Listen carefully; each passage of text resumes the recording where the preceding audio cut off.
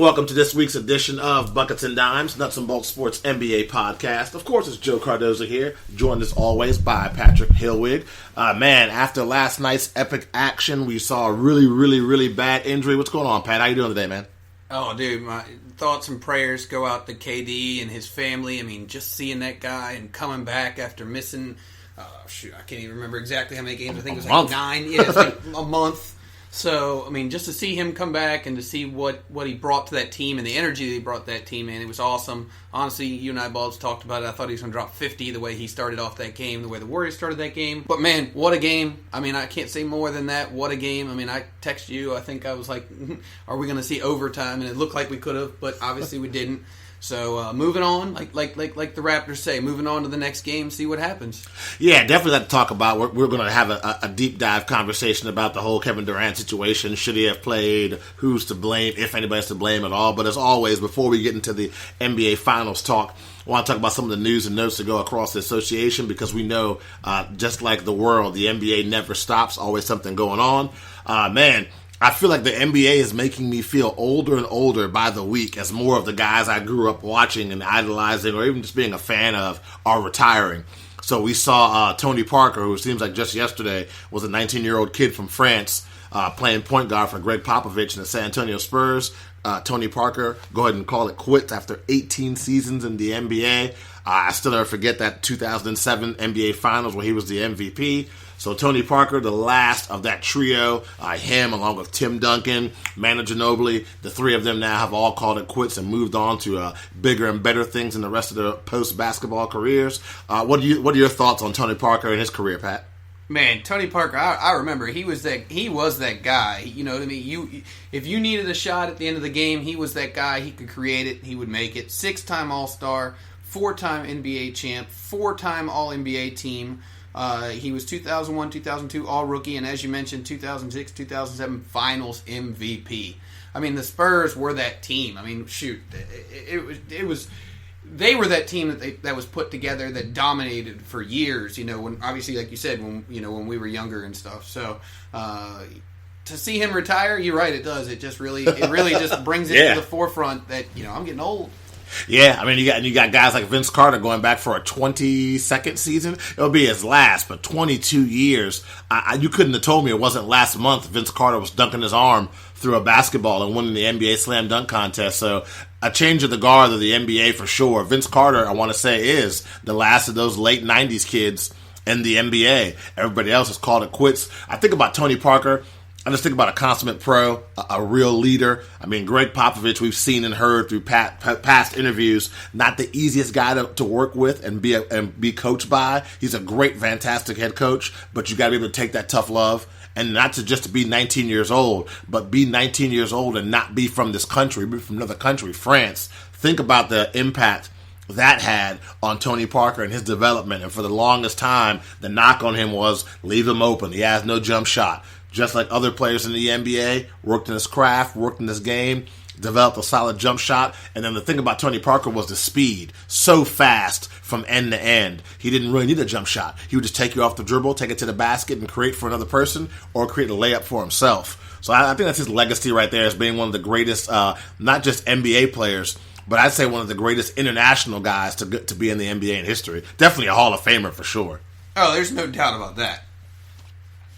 So yeah, Tony Parker went ahead and called it quits. He's going to be retiring after last season playing with the Charlotte Hornets. It was funny, but I got to respect it. He said, without having a realistic shot at the NBA championship, the drive to want to put his body through what he has to put it through to get ready for an NBA season wasn't really there for him. And I mean, that should be a really wake-up call for the Charlotte Hornets as well. I mean, you and I have talked about it a lot, about the shortcomings of Michael Jordan as an executive. If you got a guy who's a future Hall of Famer who flat out says, hey, I'm retiring because the team I currently play on, i.e. your team, has no hopes of making the NBA Finals, and because of that, I want to go ahead and end my playing career. That should be a pretty big wake-up call for the Hornets to have to see. And kind of sticking with that Hornets theme, we saw them picking up the option for Marvin Williams as well, as he will remain in Charlotte. He'll keep on playing for the Hornets. You got to wonder, does that affect the money at all that they potentially have for Kemba Walker or not? We'll have to see.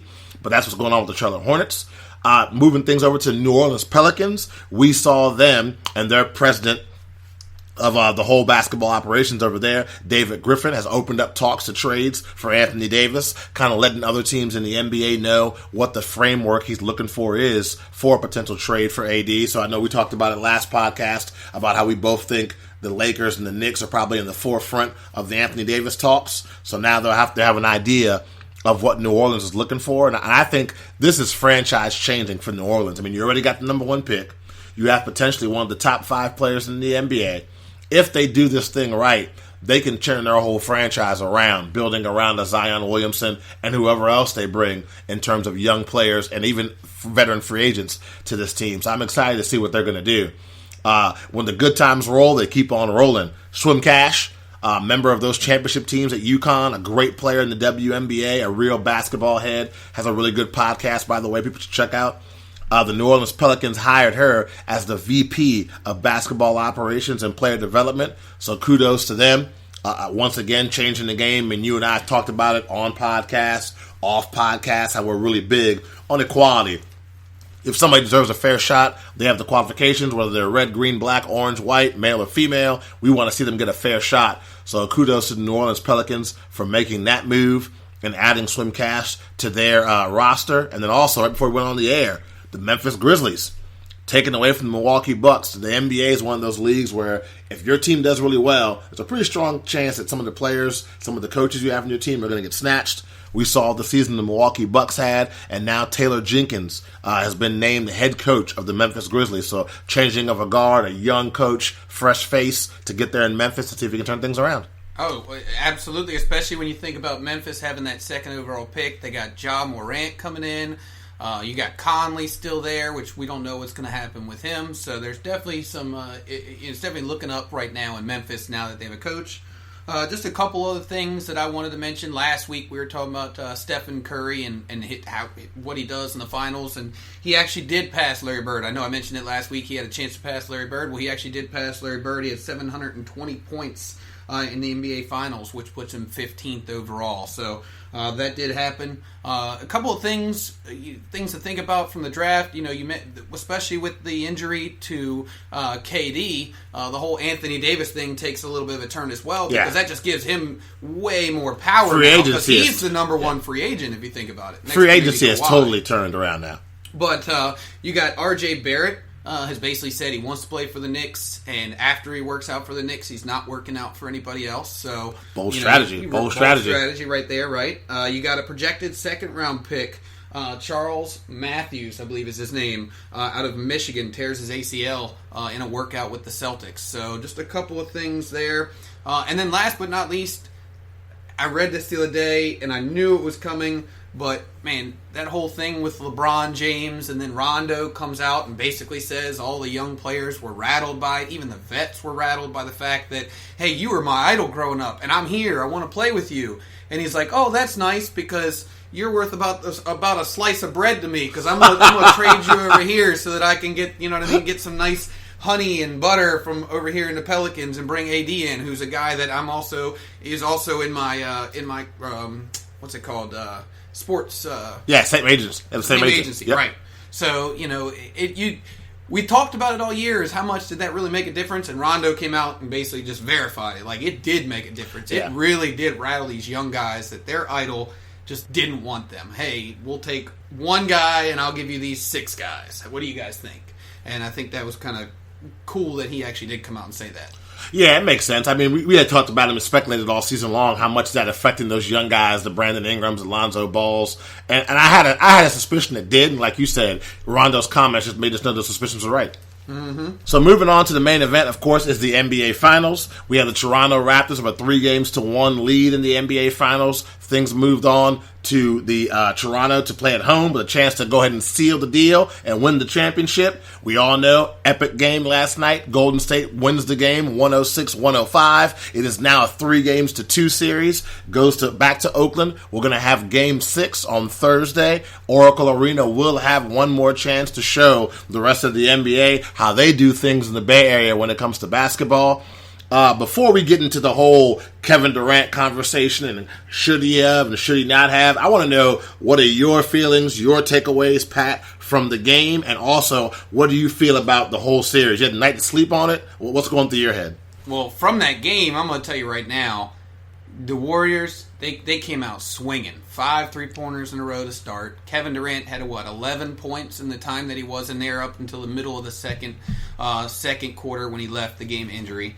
But man, they just looked like they were ready. They were taking this thing home. They were not going to take no for an answer. They were going to give it everything they had. I think somebody said something to Draymond Green after the game about do you have enough in the tank? Or how much do you have left in the tank for the next game? And he goes, right now we don't have anything left in the tank. If somebody leaves this game and has something left in the tank, then they didn't give it their all. So it just goes to show the mentality that team has. We've doubted them for different reasons, with all the injuries that have happened. Curry kind of struggled for a little bit, but he's definitely come back. I believe him and Thompson both had almost 23s in this last game. So it was a great game, and it really did look like they were going to run away with it. And then in the fourth quarter, I think the Raptors went on like a 10-2 run to go up by 6 with 3.5 minutes. And I think I even messaged you, and I was like, unless something crazy happens, it looks like we got some new champions here. Which your response was, what was it? Steph Curry steals souls. Yeah. I think that's what it was. Yeah. Exactly. And I He said, does. you know what? I said, you're right. He does. I said, so I'm not going to say anything yet. And sure enough, I mean, the Warriors they played their offense in that last 3 minutes. I think that the Raptors only scored 2 points in that last 3.5 minutes. And you can't win a title like that. You can't win a title with your superstar in Kawhi only scoring 1 point. 1 point in the third quarter. Imagine that. If Kawhi scores 10 points in that third quarter, to me, that game's over because it changes the whole direction that the game was going. Yeah, but, I got you. They were just playing great defense. Kyle Lowry, that guy is just. I've always had, I won't say bad words to say about him, but he struggled every year after year after year, and to see this year, to see him making plays when they mattered. I mean, clearly it didn't happen. That last shot got blocked at the end of the game. But it's just been really cool to see Kyle Lowry really step his game up and mature. And with Van Fleet and Siakam, I mean, these young guys in Toronto they're going to be tough. Yeah, it's the last game in Oracle, so you think the Warriors are going to be up to it. But hey, these guys, these young guys that they got, and the veterans that they got, they're here to play. And Danny Green, I think, still has one more big game in him, too. So when it came down to it, though, they made way more threes. I mean, you couldn't stop them. I mean, just every shot that either Clay or Steph was taking, and I watched them, too. I was watching them come around the screen, pop, pop, pop. And it was just, they couldn't do anything about it. So I picked the Raptors in 6. We're going into Game 6. I was wondering how you're going to circle back to your pick. We're going into Game 6 with the Raptors a chance to take the lead and win the series. So we'll see what happens, but I'm excited. This is a great finals, in my opinion. It hasn't been one of those, it's 4-1 and it's over. And the Warriors they've come back, and they've come back strong. So ready to see what happens. Yeah, for me, the NBA Finals this year have been what I've been waiting for. For all those people to listen to the podcast and want to know, 'cause I never really explained it, why does he hate the Warriors so much? It was because nobody else in the NBA was giving them competition at all. It was sweeps. It was 15, 20-point wins. I wanted to see the struggle. I wanted to see the fight. And everything I've wanted, I have gotten. I am a huge Kevin Durant fan.